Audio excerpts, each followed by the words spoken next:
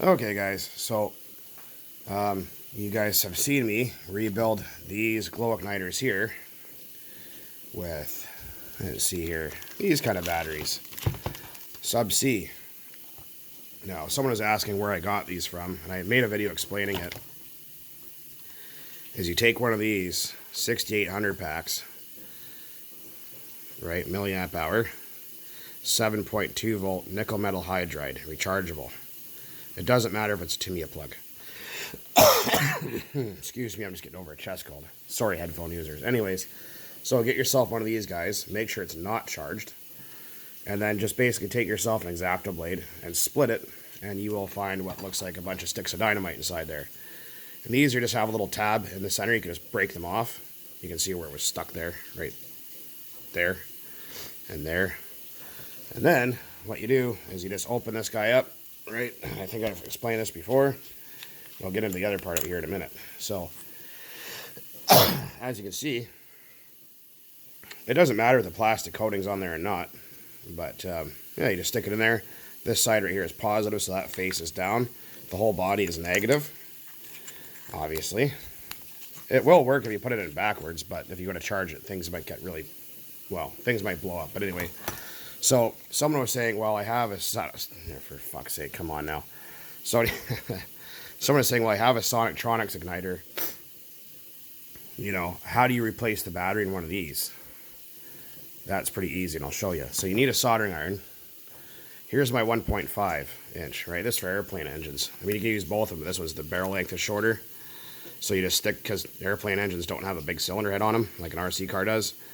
And you notice it's slightly, a little bit off to the left there, a little bit of candy wampus. Kind of got off from the cabbage there. But if you take that sticker off, you can peel off that condom there. And what they do, I know this is, I did not have a good enough soldering iron. I was using like a $5 one. You need a better soldering iron than that. And what they do is they solder the wire to the top, which is a positive, which is that guy there. And they solder this body right to the battery. I know, like I said, it looks terrible. But they solder that right to the battery. And we'll prove that it works.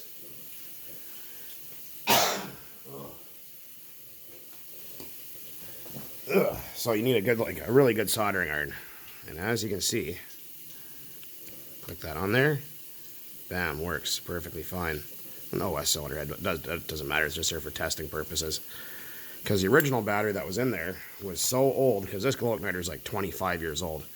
And it was still working, but it wasn't holding a charge very long anymore, and it just wasn't heating up the plugs as much anymore and all that kind of fun stuff. So I thought, I wonder how these things work. I've never taken one of these apart before. So what you have to do is you have to unsolder the stock and then that wire there and basically solder the stock onto a new battery. And, yeah, well, that's garbage now. But I find the 6800 packs are the best. And what else is I getting out here? So sticker, we're going to glue that back on later. And we're just using the standard charger like this. You can read that. It'll be 50 hertz if you live in Europe and 240 volts, but that doesn't matter. So you can see the output voltage here is what we're after. So it's just that standard tip on there, just like that, right? So we're going to charge it just like that, plug it in, let it charge for about 10 hours, obviously keeping an eye on it. Sorry about that. So the solder I used, and because I do fine electronics work sometimes, like tube stuff, like Gazotron stuff or whatever else, is I use this really fine solder. This, you don't have to use this brand, but this is just what I like to use. This is Kester number 44 rosin core. I think it's like 038 or something like that. It's pretty thin, like compared to, well, I don't know. Let's see here, my finger, as you can see. And this is a nice low temperature solder. It's 80-20, mostly lead. And works absolutely fine. Flows easy. You can work with it, unsolder it, solder it back together nice and easy. So it's also not cheap. A roll of this stuff, Canadian's about 65 bucks per pound. So keep that in mind. Don't use a lead-free shit. It sucks. Absolute junk. But a little common sense. Like I said, because you go to the hobby shop, they want, at least Canadian, they want 25 bucks for one of these batteries, right? 25 bucks for one sub C. You can get this whole pack for 20 bucks. That's the taxes. That's pretty freaking good. And you got 6 cells in there. You can rebuild all 6 of your glow igniters. So now you understand that you can rebuild your Sonitronics. Obviously, do a little bit better job than I did because mine kind of looks a little bit gibbled, but it still works. And your open type like this, so you can just unscrew it and whatever else. So now you guys know how to do that, and it will just take the standard normal glow igniter charger. Anyways, guys, hopefully that helps. And as always, thanks for watching. And keep on burning nitro out there. Save yourself some money. Don't get ripped off at the hobby shop for shit like that.